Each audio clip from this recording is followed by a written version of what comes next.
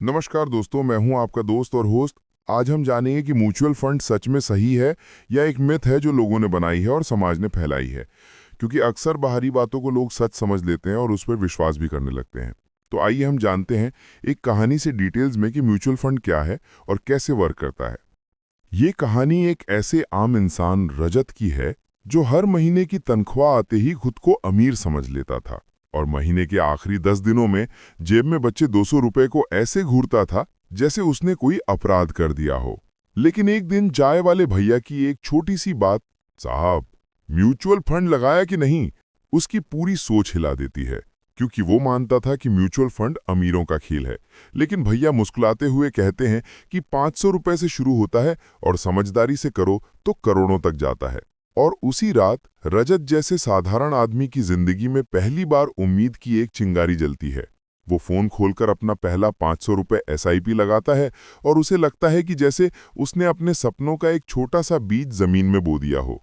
और फिर नैरेटर समझाता है कि म्यूचुअल फंड दरअसल एक बड़े बर्तन जैसा होता है जिसमें बहुत सारे लोग थोड़ा थोड़ा पैसा डालते हैं और एक फंड मैनेजर उस पैसे को अलग अलग जगह, share, gold, bond, government securities में निवेश करता है। जैसे स्कूल में वो टीचर जो पूरी क्लास को एक साथ संभालता है और हर बच्चे की ताकत को समझकर सही जगह बैठाता है। और रजत को पहली बार समझ आता है कि वो अकेला एक अमीर कंपनी का शेयर नहीं खरीद सकता, लेकिन म्यूचुअल फंड उसे ये मौका देता है कि वो सिर्फ 500 रुपए में रिलायंस, टीसीएस, इन्फोसिस और एचडीएफसी जैसे बड़े बड़े कंपनियों की टोकरी खरीद ले। और इसी टोकरी को हम म्यूचुअल फंड कहते हैं। पहले महीने रजत को कोई खास फर्क नहीं दिखता। दूसरे महीने भी एनएवी थोड़ा ऊपर नीचे होता है और उसे लगता है कि शायद ये सब एक भ्रम है। लेकिन तीसरे महीने उसके 500 रुपए की एसआईपी थोड़ी बढ़ी हुई दिखती है और उसे विश्वास होने लगता है कि पैसा भी वैसे ही बढ़ता है जैसे पेड़, धीरे, खामोशी से लेकिन लगातार। और नैरेटर उसे कंपाउंडिंग समझाता है कि जैसे तुम रोज 10 शब्द अंग्रेजी सीखते रहो तो एक साल में 3650 शब्दों की डिक्शनरी तुम्हारे दिमाग में बस जाती है। छोटा प्रयास, बड़ा नतीजा। वैसा ही हर महीने की एसआईपी भी करती है। और फिर कहानी 6 महीने आगे बढ़ती है जब रजत अपने मोबाइल स्क्रीन पर पहली बार लिखे हुए देखता है टोटल इन्वेस्टमेंट 3000 और करंट वैल्यू 3240। और वो हैरान हो जाता है कि 240 रुपए अपने आप आ गए, बिना ओवरटाइम, बिना बॉस की डांट। और फिर नैरेटर उसे समझाता है कि म्यूचुअल फंड के 3 हथियार होते हैं, एसआईपी, एनएवी और कंपाउंडिंग। एसआईपी जैसे रोज मंदिर जाकर एक दिया जलाना, एनएवी जैसे उस दिया की लौ कभी तेज तो कभी हल्की होना, और कंपाउंडिंग जैसे वो मंदिर का प्रकाश पूरे मोहल्ले तक फैल जाना। और कहानी आगे बढ़ती है कि म्यूचुअल फंड 3 बड़े तरह के होते हैं, इक्विटी, डेट और हाइब्रिड। इक्विटी जैसे तेज दौड़ने वाले घोड़े जो लंबी रेस जीतते हैं लेकिन रास्ते में उछलते कूदते हैं। डेट जैसे धीरे चलने वाले ऊंट जो कम जोखिम लेते हैं। और हाइब्रिड जैसे कार जो दोनों की मिक्स स्पीड में चलती है। और रजत पहले हाइब्रिड से शुरू करता है क्योंकि उसे स्थिरता चाहिए थी। फिर इक्विटी में एसआईपी शुरू करता है क्योंकि उसे सपना चाहिए था। और फिर आता है सबसे सिनेमैटिक भाग कि कैसे मार्केट गिरता है, लोग डरते हैं, व्हाट्सएप पर संदेश उड़ते हैं, सब निकाल लो, मार्केट क्रैश हो गया। लेकिन चाय वाले भैया कहते हैं, साहब यही तो मौका है, अब वही यूनिट सस्ते मिल रहे हैं जो पहले महंगे थे। ये तो दाल 100 रुपए से गिरकर 50 रुपए हो गई है। और रजत पहली बार सीखता है कि मार्केट गिरने पर घबराना नहीं बल्कि एसआईपी बढ़ाना चाहिए, क्योंकि पैसे का असली खेल भावनाओं को कंट्रोल करने में है। और नरेटर उसे समझाता है कि एसआईपी वर्सेस लमसम में एसआईपी वो आदमी है जो रोज एक पुशअप से शुरू करता है और 1000 तक पहुंच जाता है, जबकि लमसम वो आदमी है जो एक दिन में 1000 पुशअप मारने की कोशिश करता है और फिर महीनों गायब हो जाता है। और इसी बीच कहानी में 3 साल का टाइम लैप्स आता है जहां रजत अपनी स्क्रीन पर देखता है कि उसकी 500 रुपए वाली एसआईपी अब 3000 रुपए हो चुकी है और उसका छोटा सा पोर्टफोलियो धीरे धीरे 1 लाख रुपए के पास पहुंच रहा है।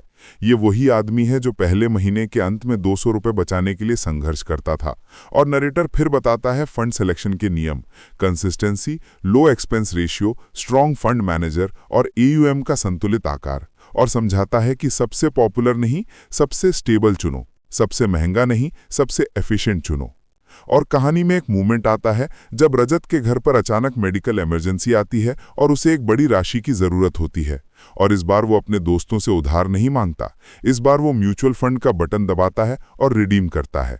क्योंकि म्यूचुअल फंड सिर्फ रिटर्न्स नहीं देता, इमरजेंसीज में शील्ड बनता है, और वो दिन उसके सेल्फ रिस्पेक्ट का दिन बन जाता है। और 10 साल आगे की सिनेमैटिक मोन्टाज में दिखता है कि रजत अपनी बेटी की फीस सैलरी से नहीं, म्यूचुअल फंड रिटर्न से भर रहा है। उसका घर ईएमआई फ्री हो चुका है। उसके पिता बीमार होते हैं तो वो बिना सोचे उनके इलाज पर पैसे खर्च करता है। और नरेटर धीमी आवाज में बोलता है, रजत करोड़पति नहीं बना, लेकिन करोड़पतियों की तरह सोचना सीख गया। और आखिरी दृश्य में रजत सूर्योदय के सामने खड़ा है, पास में चाय वाले भैया मुस्कुरा रहे हैं, और नरेटर कहता है, तुम्हारी सैलरी तुम्हें अमीर नहीं बनाएगी, तुम्हारी आदतें बनाएंगी। म्यूचुअल फंड सिर्फ पैसा नहीं बढ़ाता, ये उम्मीद बढ़ाता है, ये चॉइसेस बढ़ाता है, ये जिंदगी में वो जगह देता है जहां तुम पैसों के लिए नहीं बल्कि अपने सपनों के लिए डिसीजंस लेते हो। और अगर तुम आज निवेश नहीं कर रहे तो कल वाला तुम आज वाले तुमसे नाराज होगा। कभी कभी जिंदगी में फैसले बड़े नहीं होते, सही फैसले बड़े बन जाते हैं। आज आपने म्यूचुअल फंड्स को सिर्फ एक फाइनेंशियल प्रोडक्ट की तरह नहीं सुना, बल्कि एक ऐसे साथी की तरह देखा जो धीरे चलता है लेकिन आपको आगे लेकर जाता है। हमारे देश में करोड़ों लोग आज भी सोचते हैं म्यूचुअल फंड रिस्की हैं, मार्केट गिरा तो इतना लंबा कौन इंतजार करे। लेकिन वही लोग इजीली ईएमआई ले लेते हैं, लोन ले लेते हैं, क्योंकि उन्हें आज चाहिए, कल की चिंता नहीं। और यही असली गेम बदलता है।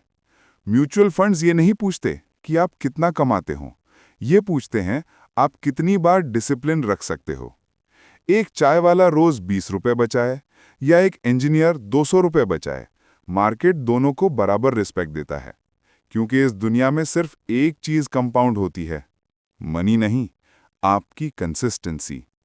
इमेजिन कीजिए 10 साल बाद का आप, एक शांत शाम में बैल्कनी में बैठा हुआ, बगल में आपका बच्चा होमवर्क कर रहा है, टेबल पर लैपटॉप में चल रहा म्यूचुअल फंड पोर्टफोलियो, और आप खुद से कह रहे हैं, थैंक गॉड मैंने शुरू किया था, मुझे देर लगी थी लेकिन मैंने किया। पिंड, किसी ने स्टार्ट किया इसलिए वो आगे है, किसी ने डाउट किया इसलिए वो वहीं है। आज इस वीडियो ने अगर आपको एक चीज समझाई हो तो बस इतनी, म्यूचुअल फंड सही हैं या गलत, ये मार्केट नहीं, आपकी सोच डिसाइड करती है। अगर आप सीख रहे हैं, अगर आप समझ रहे हैं, अगर आप स्मॉल अमाउंट से शुरू कर रहे हैं, तो चाहे दुनिया कुछ भी बोले, आप सही रास्ते पर हैं। और अगर ये वीडियो आपके अंदर एक छोटी सी चिंगारी जगा पाई हो, तो याद रखना, यही चिंगारी कल आपका फाइनेंशियल फ्रीडम बनेगी। अगर आपको लगा कि किसी ने फाइनली म्यूचुअल फंड्स आसान भाषा में समझाए हैं, तो इस मिशन का हिस्सा बन जाइए। क्योंकि आने वाले वीडियोस में हम आपके पैसे को सिक्योर, ग्रो और प्रोटेक्ट करना सीखेंगे। सब्सक्राइब करिए, क्योंकि ये जर्नी अभी शुरू हुई है।